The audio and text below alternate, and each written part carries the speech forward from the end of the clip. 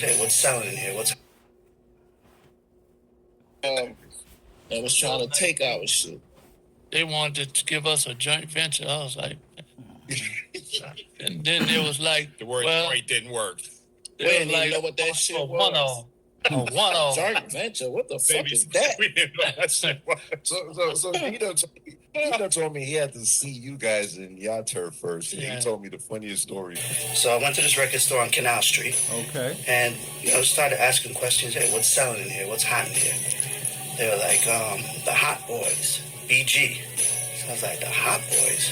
So there was a number on the back of the CDs that said, for bookings, call this number. I said, hey, I'm Dino from Universal Records. So he called me back. Maybe a couple hours later. They said, all right, we're going to send someone for you. A few hours later, they send someone to the hotel, pick me up. 3 dudes, 250, 300 pounds. Got in the car with them. They're like, all right, we're about to take you someplace. So I'm in the back seat. I'm nervous. I start texting my girl, and I'm like, listen, I'm in this car right now. I'm going to go check this band out. But if things get shaky, just... Hey, this kind of funny, though. When he say he's texting, he ain't talking about on the phone. You couldn't text on the phone back then. He talking about on one of them two-way pagers. And that was early for that because they got that deal in like 90, somewhere between 96 and 98. So he was texting on the two-way. Back then it was the time port. It was like a little big-ass laptop, type out messages. Somebody else had to have a two-way to get them messages. I think eventually it did get to the point where you could send messages to a cell phone. And then that's when texting as we know it started. Remember when you last heard from me? I'm going to tell you what he told me. Yeah. So, Tell me. all right. So, I brought Dino in the to project. pick up him from the airport. So we had one car waiting for us by the sheriff. We get in from the airport, put a blindfold on him, put him in the other car, and brought him to where we was at. He said he put a blindfold on the man.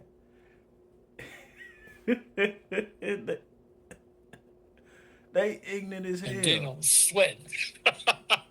He was We nervous. brought him straight to the project. Because that's where we was at. That's where we hang at every day in the project. So I was in the project. He talking about he want to meet me. So I'm bringing back here. If he was going to get back to New York. We put him in the Hummer. We put it blindfold him, and he met us in back. He met us. Some of them ain't had the blindfolded man, no, but they blindfolded his ass and then brought him to the project. Yeah, he told me something was like slammed on the table before y'all started the meeting, and he was like, I think I gave a nigga a gun. I said, yeah, nigga. So then this dude comes out, wife beater on. And I'm looking at his hand, I'm like, yo, is that a phone? He comes, he sits down across the table from me. Okay. And he lays a gun on the table. And he says, so, I hear you want to do business with us. And I'm like, looking at the table, looking at the gun, I'm like, keep that on you. I'm going to keep this one with me. I gave him a gun. I think I gave Dino a gun as soon as he got back there. Put this on you. but the respect factor came. I think Birdman was like, yo, for him to come to y'all hood, y'all gave him. He made me respect him. He made me respect him. Okay. And I was like, bro, all right, now let's see what we can do. Let's try to put a play together. So we I went promise you, that ride, and he came in that project, that's how we ended up at Universal. But when we went up there, it was like, well, we're going to get y'all a one-off. It was like, man, we out.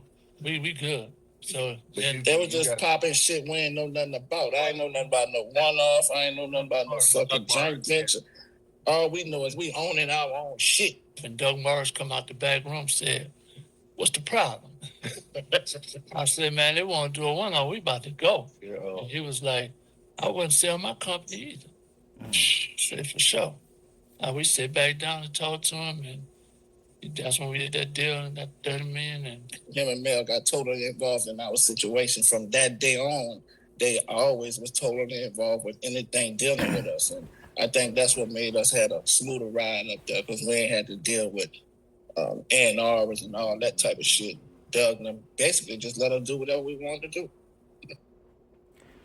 Nah, man. First, shout out to DJ Who Kid, because Sugar Slim don't talk to nobody. He don't talk at all. Man, I remember when they came here and shit, right? This was the No Limit Cash Money tour. Like my auntie Latari, my aunt Lisa took me out there or whatever, and we had some decent seats, like some real good seats. We was on the floor, but we wasn't at the stage. Man, when that music came on, I worked my way up to the front of the stage, and then I look around. It's a bunch of people I went to school with. They worked their way up to the front of that damn stage too, or maybe they parents paid for it because some of them did have a couple of dollars. But however, we all rocked out right there. But he was on the side of the stage the whole time. That nigga like scary looking and basketball player tall. The man ties up his Air Force Ones. Like the sides be touching. He tied them bitches tight. Like I wouldn't fuck with that nigga. But however, they made it. And this is what was kind of funny to me about this interview is they're telling you about their ignorance to the music business. But what protected them was their own personal morals. Oh, we ain't selling our company. And without them knowing anything about the music business other than them making records and selling them themselves out the trunks of their cars in the mom and pop stores, they was able to get one of the best record deals in history by just standing on their morals or what they came in the door for. So I would like for y'all to keep this in mind when you venture off into things you may not be as familiar with as you need to be successful. Just remember, standing on your original goals and keeping your original morals in contact will carry you right on through. And we out.